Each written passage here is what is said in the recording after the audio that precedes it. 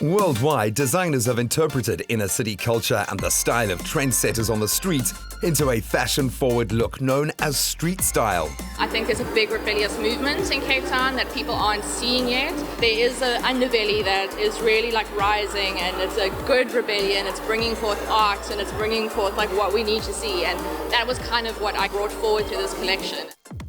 I took elements of the Joburg party scene, like the youth in Joburg are dressing really out there, taking a lot of 90s influences, big jackets, bright colors, patchwork, and then obviously the Augustine twist, which has always got a bit of a dark undertone to it. So I worked with a local Joburg graffiti artist, and he actually did Khoisan drawings on the leather and stuff, but we did a futuristic twist on it. Their faces are like TV screens. It's all about technology and embracing the future and change. The whole point of it is that people can see what we're about, but see themselves within the people, see themselves within the clothes. It's bigger than the clothing, it's bigger than the brand. It's about getting the message out there, about what's happening in Africa. It's not about color, it's about being people, it's about being conscious about being African as well. If you go home and you just take a minute to think about that for a second, then we've done our job.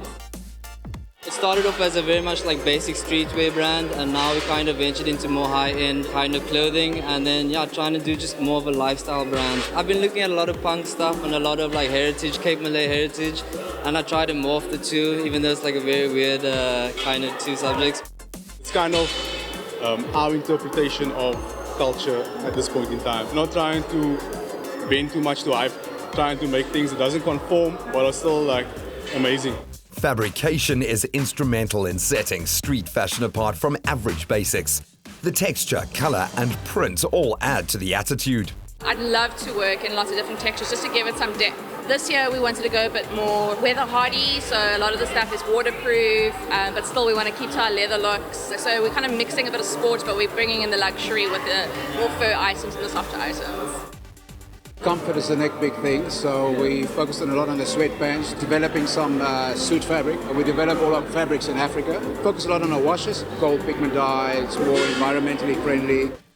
I wanted to bring in that natural feel of like bush elements. That's where the fur and the hides come in that we always use, and then I mixed that up with a bit of bright leather colors to make it more upbeat, more in your face. The leather we get from a local supplier, it's all the byproducts. None of the leather has been done in an unethical way, so it's mostly bovine. Street style reflects a culture that humanizes fashion. It's the authentic style of the consumer, and now influences designers' collections. For one, I think we're very conscious about where the street culture is going, and there's particular places in Joburg that are really growing fast, like Bloemfontein, and we're looking to filter into those markets as well, and bringing it in even into prestigious events such as SA Menswear at the end of the day. It's on the rise because everyone's becoming aware, of what potential South Africans have in the streetwear market.